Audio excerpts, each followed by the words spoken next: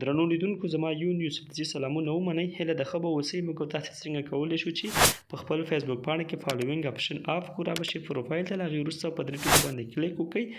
بیا به راشي تاسې سیټینګ ته. کله چې سیټینګ ته راغلی هغه مو انتخاب کړ، بیا به تاسې دې کې پیدا کړئ د ځان لپاره فالوورز اینډ پابلیک کنټینټ. دا انتخاب کړل، تاسې به داخل ته ورشئ.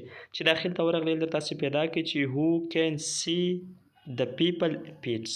نو دی به فرینډس انتخاب وي، تاسې به راشئ اونلی می یعنې یوازې زه یې کتلی شم. کله چې مو دا انتخاب کړ نو له بل فیسبوک آی ډي نه به وګورئ چې د اف شوی یا نه. زه راځم دا ګورم چې اف دی که نه.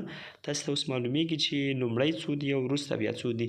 نو کله چې زه رالم داخل ته تاسې ګورئ نو 2.6 دی. ما چې کله هغه انتخاب کړ نو دا 0 ته راځي. ګورئ اوس فرینډس کې دی، نو فرینډس ته چې راغلی نو د هغه به اونلی می کوي. له اونلی می وروسته تاسې کولی شئ چې وګورئ چې 0 ته راښکته شو.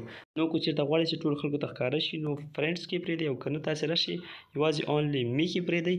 کله مو چې یوازې اونلی می کې پرېښود بیا یوازې تاسې کولی شئ هغه خلک ووینئ چې تاسې فالو کړي یا تعقیب کړي دي. او که تاسې فرینډس کې پرېښودو بیا ټول خلک کتلی شي. هیله د ویډیو مو خوښه شوې، مخکې له ملګرو سره شیر